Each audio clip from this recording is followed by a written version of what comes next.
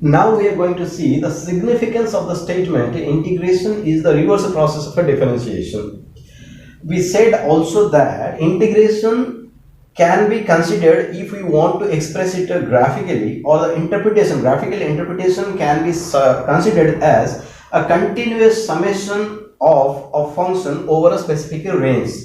Let us see what does that mean and what actually is the use of it. Let's raise one question. What is the area of a circular disc of a radius, let us say capital R, is equal to pi r square? We are very sure that the surface area of a circle is a pi r square if r is the radius. However, where from this comes? Why you say that area of a circle is a pi r square? Have you ever measured? If you will measure, how can we be sure that it will be pi r square? Now the thing is, if we are putting it on a graph paper, let us say, and a very tiny squares we will be taking and we will be counting all those squares, if we will be adding, that will come near to pi r square only. But how can you be sure that it is exactly pi r square only? Let us look at this in this way. Now the circumference of the circle is 2 pi r. Where this came from?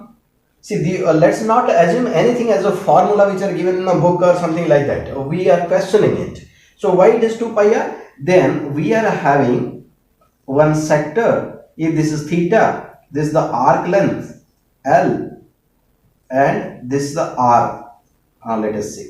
Then in that sector, how it is defined, the very definition of the angle is in such a way that theta is equal to L upon R, or L is equal to theta multiplied by R. Now if there is a position vector which is rotating about one point, let us say, so the complete rotation is about 2 pi radians. So theta at maximum, see, if whatever is the theta, the arc length can be calculated like this. So what is the total arc length when theta is equal to 2 pi? So 2 pi times R. So the circumference of a circle is equal to 2 pi r. This we are aware of from the very definition of the angle itself. However, area of the circular disc is a pi r square. Where from this came? Let us see. Let us say we are cutting out annular discs. The centers are at O. Let us say this point is O. So what we can do is, if we can find out the area of this annular disc plus area of this annular disc, if areas of all the discs if are added, then that will be the area of the circle. Yes or no? That will be the area, total area, surface area of the circle. Yes or no? Now if we are taking, let us say, any one of the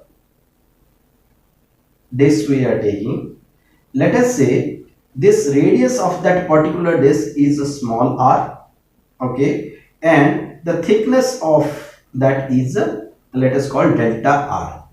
Now if you cut it and open, you cut it at one place and open it, how it will be? It will be somewhat like this. Inside radius was r, so this much length will be 2 pi r, and the outer radius was this thickness was this was delta r, so r plus delta r, so this will be 2 pi r plus delta r. Okay, now if I go on reducing this delta r, I make the delta r infinitesimally small, almost 0. I can call that a dr is the thickness, and this is 2 pi r, and I can see this as one rectangle of area. How much is the area? 2 pi r dr is the area. Now this area of one circular disc, 2 pi r dr plus 2 pi r dr plus 2 pi r dr, like that, all the annual disc areas if I add up, that will give me the complete area of the circle. Yes or no? So what I do is 2 pi r dr integration of 2 pi r dr. Now what is changing here? R, which is changing from when we start from the very beginning, r was 0, then it increased 1 2 3 4, and finally that small r is a capital R. So the limit is 0 to r, isn't it? This is the total area. Therefore, area of the circle is equal to 2 pi r dr. Now, from here 2 pi constant you take out r dr. Integration of r dr 0 to r.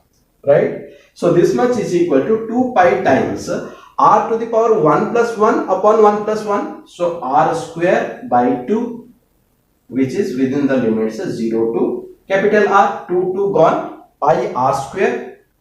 This much is equal to pi. Instead of a small r, you put capital R, r square minus put 0.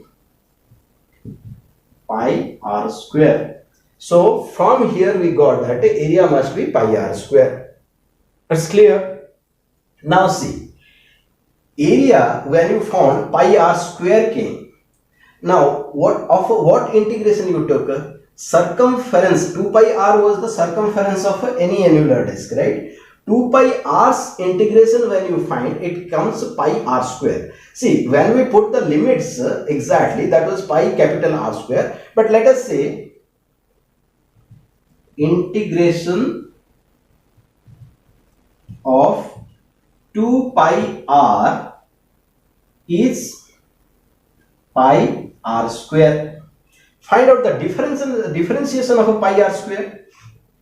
Now, differentiation of pi r square with respect to r is how much? D by dr of pi r square. So, this is equal to 2 pi r. Now, see, 2 pi r's integration is a pi r square and pi r square's differentiation is a 2 pi r. Now, did you understand integration is the reverse process of a differentiation? That means the integration of the circumference, we got the area of the circle, and differentiation of the area, we are getting the circumference of the any one circle. Is the idea very much clear? Now, if you plot it graphically, you can plot it this way. Now see, the y-axis or the vertical axis, and this is the x-axis. Here, what is the function? Function is a 2 pi r. So, y is equal to a function of a x. Let us say this is equal to 2 pi times x. Okay. Then if we plot that graph 2 pi x, if x is equal to 0, y is equal to 0. If x is equal to 1, it's a 2 pi, x is equal to 2, 4 pi, like that. A straight line will come, right? So, finally, what we are doing, x is equal to 0 to x is equal to r.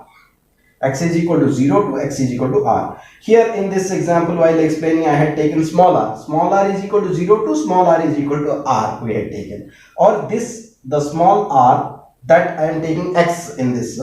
So, x is equal to 0 to x is equal to r you took. And everywhere, what you are measuring, that is nothing but, this graph is nothing but y is equal to 2 pi x. This is the graph. So, at every point, what you are doing is, see, I have erased that thing. What we are doing is integration of y dx we are finding within certain limits. Right? Is the concept absolutely clear? Now we can see integral theorems and integrations of trigonometric functions and other standard functions.